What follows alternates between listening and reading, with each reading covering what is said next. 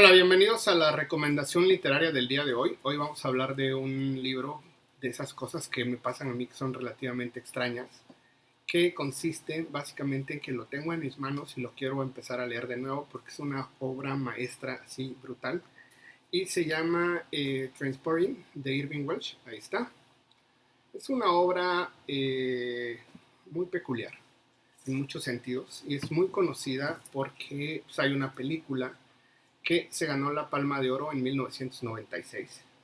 Es una película que se ve muchísimo, incluso hay una segunda parte, tal vez no tan afortunada, pero sin duda la película la hizo muy, muy popular. En mi caso, pues sí, yo que estoy casi cercano a los 40, en 1996 tendría yo 15 años, y mis padres me dijeron que habían visto una película horrible y que no querían que la fuera a ver. Entonces lo primero que hice inmediatamente después de esa aclaración fue ir a verla y quedé sorprendido pues de lo cruda que es, por lo menos la película en cuestión de imágenes, y también quedé sorprendido por el arte de la película que es verdaderamente fantástica. Pero bueno, vamos a hablar acerca del libro. Yo formalmente les podría decir que la película es increíble, que vale muchísimo la pena verla. Pero bueno, hablando del libro, es un libro que se editó en 1993. Se llama Trainspotting porque Trainspotting es como una expresión que se usa en inglés británico, que consiste básicamente en sentarse a ver pasar los trenes y que es algo que pues se hace comúnmente por parte de los desempleados, los drogadictos, los alcohólicos y mucha gente que pues, tiene muchísimo tiempo libre. Y si tuviéramos que hablar como en rasgos generales de la obra, tendríamos que decir que pues, es una obra que se centra en el hecho de que una serie de amigos que tienen problemas serios de drogadicción relacionados básicamente con la heroína, tienen una serie de aventuras que generalmente se caracterizan por la crudeza y generalmente se caracterizan también por el sentido humorístico que tienen. Una de las cosas emblemáticas que tiene la película es que se desarrolla en los años 90, cuando el libro está desarrollado, como les digo, se publicó en el 93, pero la referencia formal es como el final de los años 80. Y siendo honestos, pues Edimburgo, que es la capital de Escocia, y que pertenece al Reino Unido, juega un papel importantísimo en la película. Pero bueno, en mi opinión, y como yo he tenido la oportunidad de leerlo, si tuviéramos que hablar sobre las peculiaridades del libro, que no tiene la película, es un cierto sentido político que es maravilloso. Si tuviéramos que ubicarnos históricamente al final de los 80s en Edimburgo, tendríamos que hablar de la primer ministro Margaret Thatcher, quien ha jugado un papel importantísimo en la historia y tal vez va a ser recordada por grandes errores y va a ser recordada por destruir el estado de beneficio. Por un lado, tendríamos que decir que yo hace poco, les voy a contar, estuve leyendo un artículo sobre el hecho de que el agua potable ya cotiza en las bolsas. Y leyendo ese artículo me sorprendió que la primera referencia que tenían, y es una referencia que nos va a servir para analizar Transporting, es que Margaret Thatcher había sido la primera persona en un cargo público que se le había ocurrido la grandiosa idea de privatizar el agua potable y básicamente venderla a los ingleses. Cuando originalmente era un bien humano, a ella se le ocurrió que no había mejor negocio que venderla y las políticas de Margaret Thatcher que tienen que ver con todo este tipo de ridiculeces de las privatizaciones, de la desaparición del estado de beneficio, al final se reflejan muy bien en Transport.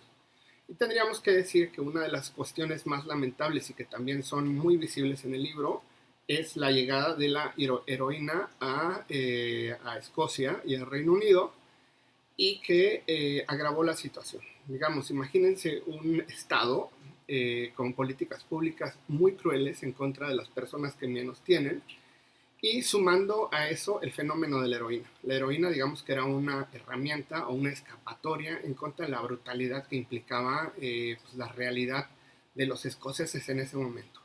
Y si tuviéramos que analizar también cosas que aparecen tanto en el libro como en la película, pues la epidemia de SIDA en los años 80, que hizo que el mundo entrara como en un estado de shock, pues también era visible. Tendríamos que decir también que la lamentable administración de Margaret Thatcher generó un nivel de desempleo nunca visto en Reino Unido, que pasó del 5% cuando tomó el cargo de primer ministro a tener rasgos del 11 o 12% de desempleo en Edimburgo. O sea, era altísimo en cifras del Reino Unido, y tuviéramos que analizar ese fenómeno. Imagínense lo que implica formalmente unas políticas muy duras públicas. Imagínense lo que implica la llegada de la heroína a Edimburgo, la llegada del SIDA y así también estas políticas públicas que están prácticamente destruyendo el estado de beneficio. Por otro lado, una de las cosas que se alcanzan a ver en el libro y que no se alcanzan a ver en la película es la referencia a la guerra de las Malvinas, que resulta que también es una guerra injusta que hizo Margaret Thatcher en contra de Argentina y que no dio la posibilidad de solucionar el problema por vías diplomáticas. Le declaró la guerra a Argentina sin ningún sentido, de una manera brutal, aplastó a Argentina en cierto sentido y gastó lo poco que había en las arcas, y eso hizo que se elevara pues la deuda pública. Y en el libro Trainspotting, una de las cosas más importantes es que, por ejemplo, el hermano de Mark Renton, el personaje central del libro, él muere en la guerra de las Malvinas. Y alguno de los personajes también se hace pasar por veterano de este fenómeno. Y pues sí, el sentido político, el sentido pues de la realidad, de entender cómo Trainspotting en realidad es una novela que habla, sí, de aventuras de amigos, drogadictos, personas muy divertidas, con muchísimo humor, pero también es un libro que nos aproxima a una realidad que se está desapareciendo, a un mundo que desaparece a partir de las políticas públicas. Y vale la pena mencionar que tengo dos ediciones. La primera que está aquí, que es la que leí, esta que están ustedes viendo, esta que está aquí, es la primera edición que salió en español, que la compré en el 96 o en el 97. Y pues sí, la leí, intenté leerla primero, pero me parecía terrible la traducción. Y bueno, al final le terminé dando como una oportunidad, la leí con mucho sufrimiento porque es como ir a un madrileño, pues repetir, o como que si un madrileño te contara una historia increíble con este lenguaje que parece que es todo menos español.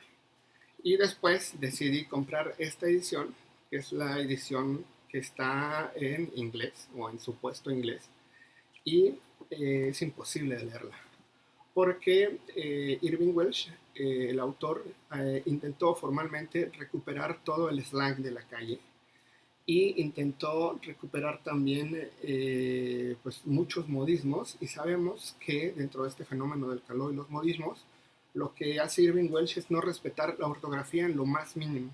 O sea, se vuelve un lenguaje muy sonoro, una literatura muy pesada. Yo intenté por todas las maneras posibles de leerlo, pero verdaderamente se vuelve, pues no sé, güey, a lo mejor alguien que tenga un nivel muchísimo más alto que el mío en cuestión de inglés pueda leer sin complicaciones Trainspotting, pero la versión en español, más allá de la pésima traducción, alcanza unos niveles de belleza. Mark Renton, todos los personajes que son verdaderamente entrañables y son muy bien desarrollados, tienen diálogos de una belleza extraordinaria, y pues analizada ese libro bajo estos conceptos tanto políticos como sociales, entender qué estaba pasando en el Edimburgo o en el Escocia de finales de los años 80 nos va a ayudar muchísimo a entender esta obra, que es una obra maestra.